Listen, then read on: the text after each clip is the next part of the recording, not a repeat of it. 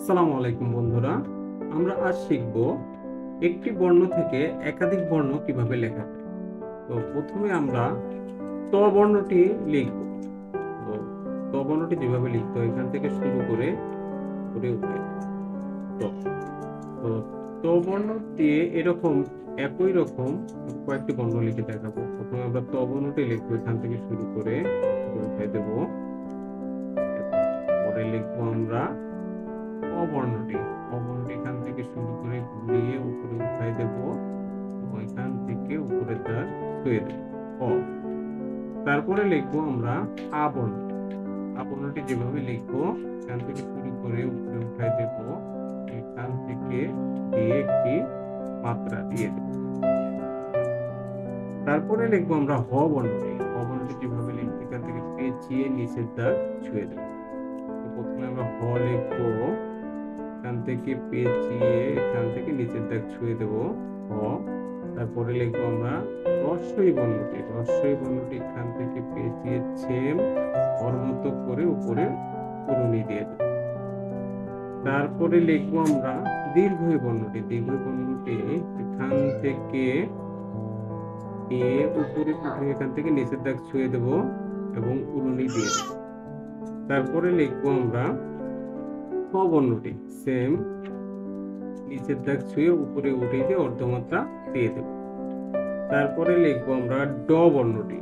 ড বর্ণটি দিয়ে একাধিক বর্ণ আছে, যেমন প্রথমে আমরা লিখবো ড, এখান থেকে শুরু করে একটু উপরে উঠে নিচের দাগ ছুঁয়ে উপরে উঠাই দেব। তারপরে লিখবো আমরা হ্রস্ব বর্ণটি, সেম ড লিখবো, লেখার পরে উরুনি দিয়ে দেব।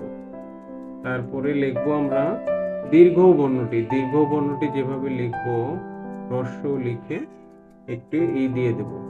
তারপরে লিখবো আমরা বর্গীয় জ বর্ণটি। বর্গীয় জ বর্ণটি যেভাবে লিখবো ডর মতো করে উপরে উঠাই দিয়ে এখান থেকে শুরু করে দিয়ে দেব।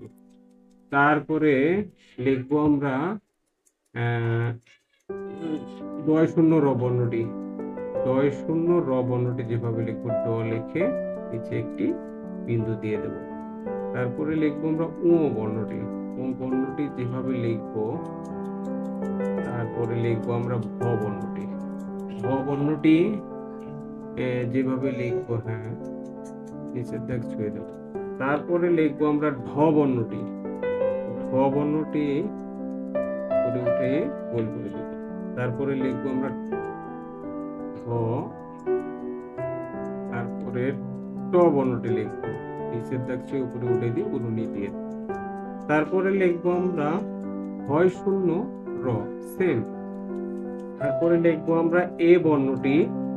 এ বর্ণটি যেভাবে লিখবো, তারপরে এ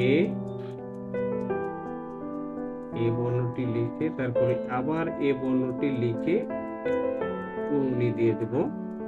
তারপরে লিখবো আমরা ইও বর্ণটি। ধন্যবাদ সবাইকে।